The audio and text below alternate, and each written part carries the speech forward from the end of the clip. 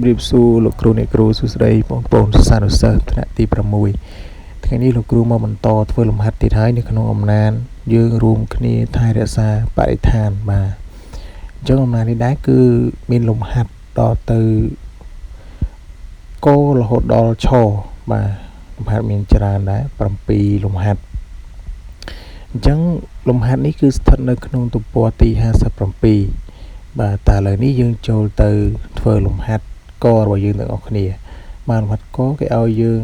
ចូលអានពាក្យពហុព្យាង្គបាទគឺពាក្យដែលមានច្រើនព្យាង្គ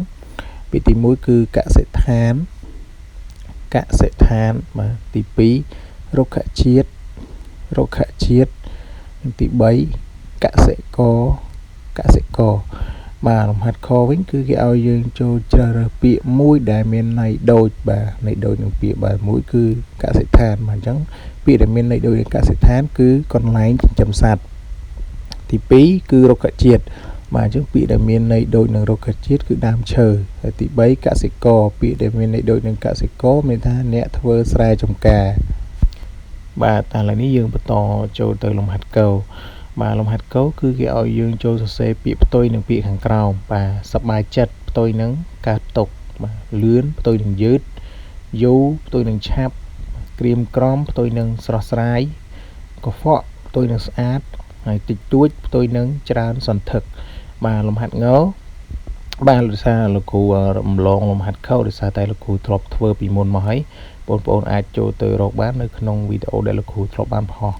បាទអញ្ចឹងចូលទៅលំហាត់ងតែម្ដងលំហាត់ងគេឲ្យយើងចូលបង្ហាញតម្លៃអប់រំនៃរឿងបាទអញ្ចឹងតម្លៃអប់រំនៃរឿងនេះគឺទី2គឺត្រូវចូលរួមថែរក្សាបរិស្ថានធម្មជាតិបាទឥឡូវនេះយើងទៅមើលលំហាត់ចវិញម្ដងបាទលំហាត់ចគឺគេឲ្យយើងចូលស្រង់កិរិយាអកម្មនៅក្នុងអត្ថបទខាងលើឲ្យបាន4បាទយើងដឹងហើយកិរិយាអកម្មគឺជាពាក្យដែលមិនត្រូវការកម្មបត្តិមានន័យថាមិនត្រូវការ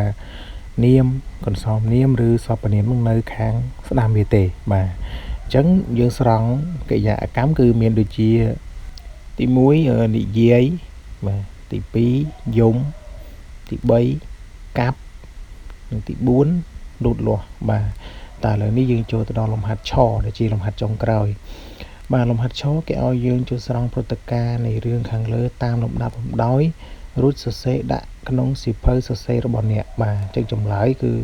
យើងស្រង់ព្រឹត្តិការណ៍រដ្ឋានិងឪពុកជិះរថភ្លើងធ្វើដំណើរទៅកសិដ្ឋានរបស់លោកតារដ្ឋាមានបំណងហែលទឹកចាប់ត្រីនិងឡើងដើមឈើរដ្ឋាក្រៀមក្រំចង់យំព្រោះទឹកទន្លេត្រូវកខ្វក់ត្រីមិនអាចរស់នៅបានដើមឈើត្រូវគេកាប់អស់ដើមឈើមានតិចតួចសត្វព្រៃកាន់តែខ្សត់ដំណាំខូចខាតដោយសារទឹកជំនន់ដីគ្មានជីជាតិមានកសិករតិចតួចដាំបន្លែឪពុករដ្ឋាមានបំណងដាំកូនឈើឲ្យបានច្រើននៅតាមកសិដ្ឋាននានាបាទអញ្ចឹងលំហាត់របស់យើងគឺបានបញ្ចប់ហើយសូមអរគុណលោកគ្រូអ្នកគ្រូបងប្អូនសិស្សានុសិស្សទាំងអស់ដែលបានយកចិត្តទុកដាក់ស្ដាប់ដើម្បីទទួលបាននៅចំណេះដឹងទាក់ទងជាមួយនឹងខ្លឹមសារមេរៀនបន្តទៀតសូមលោកគ្រូអ្នកគ្រូក៏ដូចជាបងប្អូនសិស្សានុសិស្សជួយចុច Subscribe Channel YouTube របស់លោកគ្រូសូមអរគុណសូមជម្រាបលា